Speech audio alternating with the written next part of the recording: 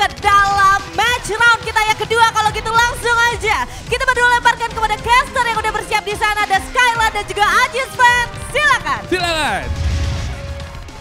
Alright para pemirsa, balik lagi tentunya di Esports Star Indonesia season ketiga. Masih bersama gue Skyla dan gue gak sendirian karena masih ada seorang Ajis Fan yang bakal nemenin kita. Mantap, juga ya. mantap. Ini round kedua, pemirsa pasti juga udah pada gak sabar. Karena kan tadi round pertama kita juga sangat super duper excited. Banyak teman-teman di belakang juga yang sampai teriak-teriak Bung Skyla ya. Sampai teriak-teriak, atmosfer offline-nya ini udah benar-benar berasa. Dimana ketika lo melakukan taunting itu juga bisa mempengaruhi mental dari lawan lo yang mendengarkan. Atau biasa disebut kalau di bola itu Cywar. Cywar juga udah mulai terasa di antara teman-teman yang di belakang tadi. Kerasa banget pas momennya si Auxer tadi tuh ya. Auxer ya, berhasil dapetin clutch 1 versus 3 sampai akhirnya dia juga berhasil finish berada di posisi top 5 Pak. Lumayan banget ya. Lumayan Dan banget. ini dia kita punya upcoming match Bung Skyla ya. Ya. Ini Bermuda yang kita tahu kan map yang paling OG dan banyak banget nih highlight ya. Kayak contohnya map atas dan juga di map bawah itu highlight ya Pak ya. Masih termasuk high tier lootingan juga untuk beberapa kota yang biasa ditempatin sama beberapa teman-teman yang kalau di pro scene itu memang memiliki segudang lootingan Pak. Mungkin udah pada gak sabar para pemirsa di rumah, so please let's go round 2 Bermuda. Yo, sampai sudah kita masuk ke map berikutnya. Dimana map Bermuda ini jujur gua dari awal main di episode kedua kita udah sangat menunggu-nunggu. Dan ternyata pesawatnya ini sebenarnya uncommon pet gitu ya. Dimana dari atas datangnya, biasa kan dari kiri kalau nggak dari kanan gitu Pak ya. Betul. Dan datangnya dari atas yaitu dari area shipyard menuju ke arah Mars Electric yang ternyata Blue Zone-nya sendiri ini berpusat di area Katulistiwa Bung Skyla. Blue Zone berpusat di daerah Katulistiwa dan kita udah mention bahwa beberapa tempat yang ada di bagian utara atau di tengah itu masih memiliki chance yang sangat besar mendapatkan lootingan yang cukup bagus. Ditambah dengan Katulistiwa mendapatkan Blue Zone, tentunya ini bakal banyak banget resource-nya. Daerah observatory gak ada yang ngisi, graveyard gak ada yang ngisi. Seharusnya kalau mereka notice atau setidaknya mereka turun menggunakan pemindai, mereka bisa melakukan lootingan yang cukup cepat di daerah Katulistiwa dan bergerak ke dua tempat yang banyak banget lootingannya Pak. Ada aksi di area Pocinok yang mengharuskan setiap tim yang berdekatan itu saling berjibaku. Udah kelihatan juga bakal kepala sediras. Dapat satu orang ternyata harus menjadi korban. Dan ada Jonathan juga bakal bergerak maju mencari di mana musuhnya. Tapi sambil coba nyari info juga. Nah ternyata udah sama depan-depanan di depan pagar. Dan mereka harus bermain lebih hati-hati lagi. Apalagi minimnya resource yang mereka punya. Ini juga bisa menjadi faktor penentu. Mulai coba tembak-tembak jump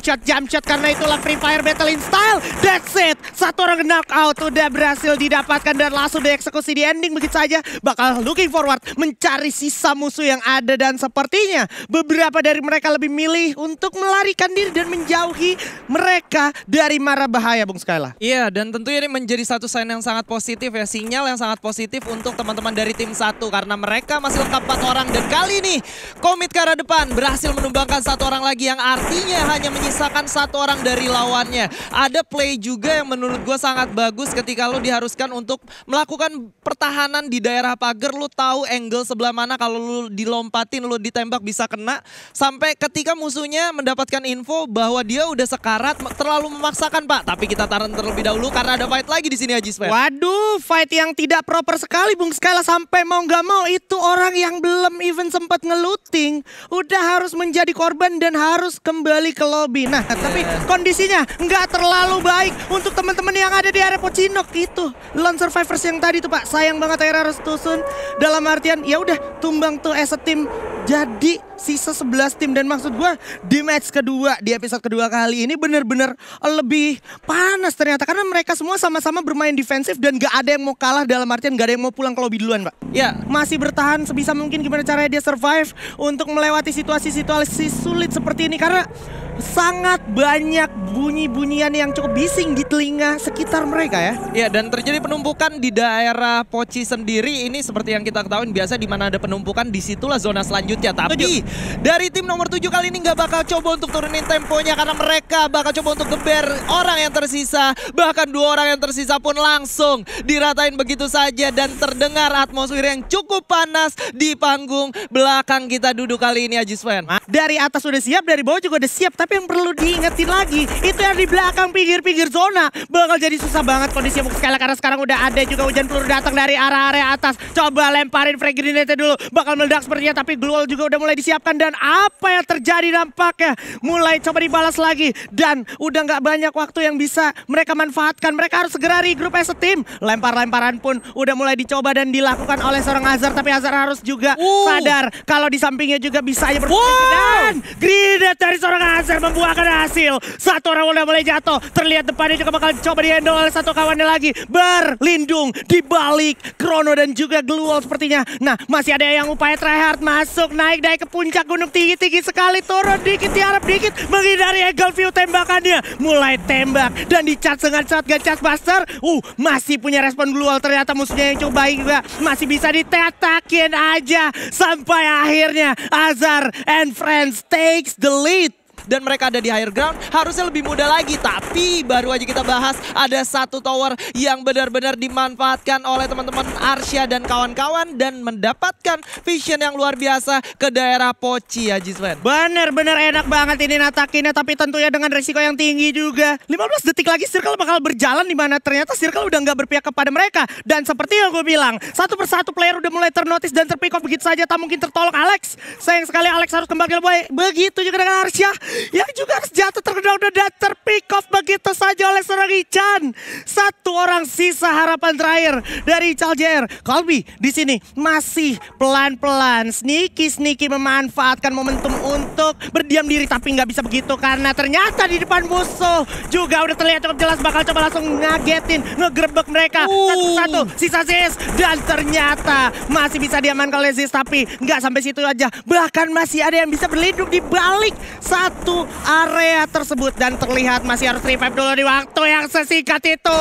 Sisa satu dan ternyata berhasil di clutch, tapi waktunya gak banyak karena tiba-tiba ada satu tim lagi bakal coba datakin sampai era mereka rata begitu saja. Ziz save the day. Ziz save the day. Sang lone survivor yang coba bersembunyi mendengar ada peperangan, dia bakal coba untuk datang lagi. Kali ini sudah membakar granatnya ke arah depan juga dan coba untuk mencari di mana lawannya berada. Masih ada lawan 3 orang dan cukup terlambat gue rasa karena ini bakal sulit banget untuk seorang Ziz, Ajisven. Wah, Ziz masih bisa satu kiri kanan, tapi sayangnya digempet dari 2 arah, tersandwich begitu saja. Dan juga ada power plonter yang nggak bisa diremehkan dari teman-teman yang harus. Karena artinya dari kelima tim ini masih cukup lengkap. Tapi sementara itu bakal ada pecah fight lagi di daerah Poci, Ajisven. Azar yang tadi juga sempat kesulitan mulai coba membangkitkan timnya dan juga kondisi ini mencoba dimaksimalkan semaksimal mungkin dengan charge buster. Coba tembak lagi musuhnya jatuh satu, harus jatuh juga. Ichan di sini bakal sulit karena tersisa sedikit aja darah Bakekok Bunda. Duar. Meleduk, meletus balon hijau. Ada respon Glue yang cukup baik dari seorang More kali ini. Sedikit panik dan membuang resource dengan sangat banyak, tapi ada desakan dari luar zona. Sekarang udah semakin sengit lagi karena sisa 2 orang aja. Tembak dulu. Waduh, masih lengkap 4 orang dengan perolehan kill yang cukup banyak kali ini. Teman-teman dari Bale dan akhirnya 1 orang udah mulai jatuh, sisa 1 orang lagi. Hasta la vista. Ini dia. Mendapatkan Buya dengan perolehan eliminasi yang cukup banyak, Ajisven. Dengan total sebesar 14 poin eliminasi yang didapatkan dan Ekal sendirian berhasil mendapatkan 8 poin eliminasi. Wah, Ekal sih pasti jadi salah satu kandidat MVP nih, Bu. Wah. Jadi udah boleh disiapin rayuan-rayuan mautnya ya kan para manajer dan juga coach. Ini penting banget untuk dapetin Ekal yang kalau gue lihat Ekal secara atribut juga lumayan bagus dan sayang untuk dilewatkan di timnya ya. Kita bisa lihat highlightnya semua berawal dari perpecahan di area Pocinok. Ini kondisinya nggak terlalu menguntungkan untuk satu tim tersebut karena satu persatu terpick off dan perangnya juga agak-agak nggak terlalu menguntungkan sebenarnya untuk kedua tim karena bakal selalu ada peran-peran antagonis yang tiba-tiba datang menjadi orang ketiga dan akhirnya kerja keras lu, jerih payah lu mencoba perang melawan satu tim sia-sia. Anyway, Ajisven. Ya.